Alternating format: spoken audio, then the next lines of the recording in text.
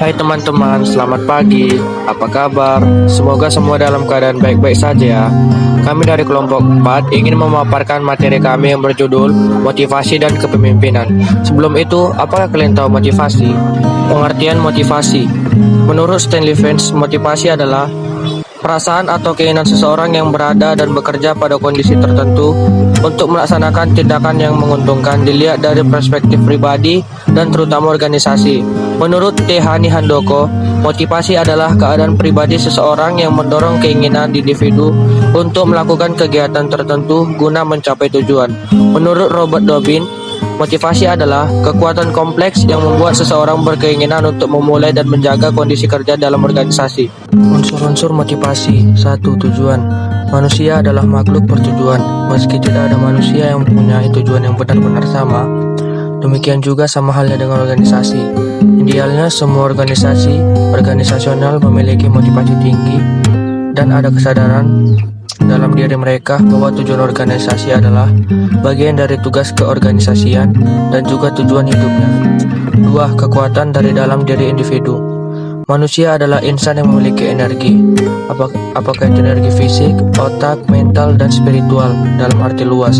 Kekuatan ini berakumulasi dan menjelma dalam bentuk dorongan batin seseorang untuk melakukan sesuatu dengan baik dan benar.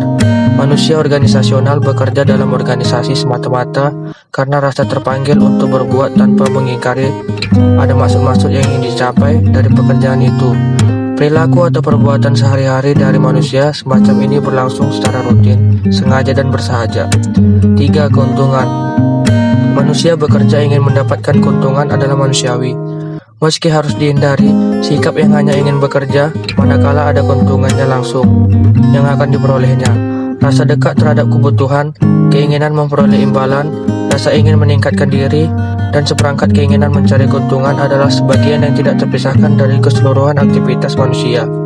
Namun keinginan untuk mendapatkan keuntungan ini akan menjadi bahaya bagi manusia organisasional jika dia bekerja semata-mata karena dilihat dari dimensi untung ruginya saja. Tipe-tipe motivasi.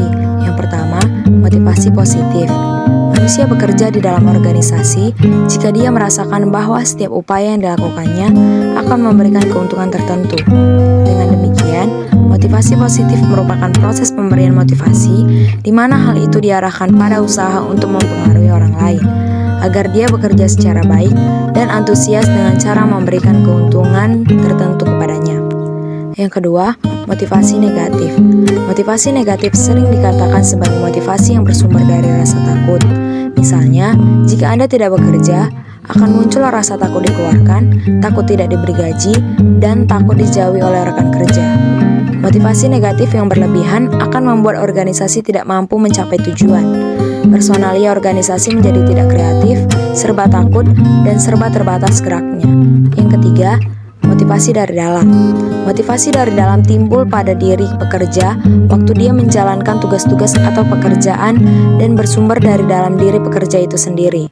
Dengan demikian, berarti juga bahwa kesenangan pekerja muncul pada waktu dia bekerja dan dia sendiri menyenangi pekerjaan itu. Manusia seperti ini jarang cincong atau menggerutu. Baginya bekerja adalah suatu kewajiban, bagaikan makan sebagai kebutuhan. Yang keempat, motivasi dari luar. Motivasi dari luar adalah motivasi yang muncul sebagai akibat adanya pengaruh yang ada di luar pekerjaan dan dari luar diri pekerja itu sendiri. Motivasi dari luar biasanya dikaitkan dengan imbalan. Jadi motivator yang baik. Penting bagi seorang pemimpin untuk mengetahui bagaimana cara memotivasi karyawannya. M.M. Feinberg menjabarkan beberapa tindakan yang tidak memotivasi orang lain. 1. Meremehkan bawahan. 2. Mengkritik karyawan di depan karyawan lain. 3. Memberi perhatian setengah-setengah atau tidak memerhatikan karyawan. 4. Memerhatikan diri sendiri. 5. Mengenamaskan seorang karyawan. 6. Tidak mendorong karyawan untuk berkembang. Dan 7. Merendahkan karyawan yang kurang terampil. Cara yang paling baik untuk memotivasi karyawan adalah melibatkan mereka dalam proses pengambilan keputusan. Saran, rekomendasi, dan kritik adalah pendorong yang paling efektif dan sangat memotivasi organisasi yang berani menerapkannya. Selanjutnya, pengertian kepemimpinan. Kepemimpinan merupakan kemampuan yang dimiliki oleh seseorang untuk mempengaruhi orang-orang agar bekerja untuk mencapai tujuan dan sasarannya. Kepemimpinan menurut para ahli yaitu 1. Menurut Bass dan Bass 2011, kepemimpinan adalah interaksi dua orang atau lebih dalam suatu kelompok terstruktur atau struktur orang terhadap situasi persepsi dan harapan anggota. 2. Yuki 2010, kepemimpinan adalah proses mempengaruhi orang lain untuk memahami dan menyetujui kebutuhan yang harus dipenuhi dan cara melakukannya, serta proses memfasilitasi individu dan kelompok berusaha untuk mencapai tujuan yang sama. Jadi, kepemimpinan adalah proses pengarahan yang dapat memotivasi orang lain untuk bekerja ke arah pencapaian tujuan tertentu. Dalam kepemimpinan ini, melibatkan kemampuan seseorang untuk mempengaruhi orang lain. Di sini, memotivasi harus dapat diterima oleh orang lain dan menjadi pendorong untuk mencapai tujuan yang telah ditentukan. Selanjutnya adalah jenis-jenis atau tipe kepemimpinan. George Arteri mengungkapkan berbagai jenis kepemimpinan yaitu sebagai berikut. Yang pertama, tipe kepemimpinan pribadi, yaitu segala sesuatu tindakannya dilakukan dengan mengadakan kontak pribadi, baik secara lisan atau langsung, yang dilakukan oleh pemimpin yang bersangkutan. Yang kedua, tipe kepemimpinan non-pribadi, yaitu segala sesuatu kebiasaan yang menjalankan perusahaan dilaksanakan melalui bawahannya dengan mempergunakan media non-pribadi, baik rencana atau perintah. Yang ketiga, tipe kepemimpinan otoriter, yaitu ia bekerja menurut peraturan yang berlaku secara ketat dan instruksi harus ditaati. Yang keempat, tipe kepemimpinan demokratis, yaitu kepemimpinan yang menganggap dirinya bagian dari kelompoknya yang bersama-sama dengan kelompoknya yang berusaha bertanggung jawab mengenai terlaksananya tujuan bersama. Yang kelima, tipe kepemimpinan paternalistis, yaitu kepemimpinan yang dicirikan oleh suatu pengaruh yang bersifat kebapakan dalam hubungan pemimpin dan kelompok. Yang keenam, tipe kepemimpinan menurut bakat, yaitu kepemimpinan yang timbul kelompok-kelompok organisasi informal yang melahirkan bidang keahlian di mana ia ikut berkecimpung pada organisasi tersebut. Selanjutnya adalah ciri-ciri seorang pemimpin. Adapun ciri-ciri seorang pemimpin yaitu setia, terikat pada tujuan, memegang teguh amanah, tidak sombong, disiplin, konsisten, dan konsekuen, serta taat pada agama. Tugas-tugas seorang pemimpin. Adapun tugas-tugas seorang pemimpin yang dikemukakan oleh Profesor Dr. Sarwono Prawirojo sebagai berikut. 1. Menerjemahkan atau menyampaikan dan merancang serta memimpin pelaksanaan putusan-putusan yang diambil oleh pihak atasan. Kedua, mengatur prosedur dan tata tertib pekerjaan dari mereka yang bekerja di bawahnya. Ketiga, mengawasi kemajuan dalam pekerjaan di bawah pimpinannya. Keempat, mengatur koordinasi antara usaha-usaha di bawah pimpinannya. Kelima, menyerahkan beberapa wewenang tanggung jawab kepada orang bawahannya.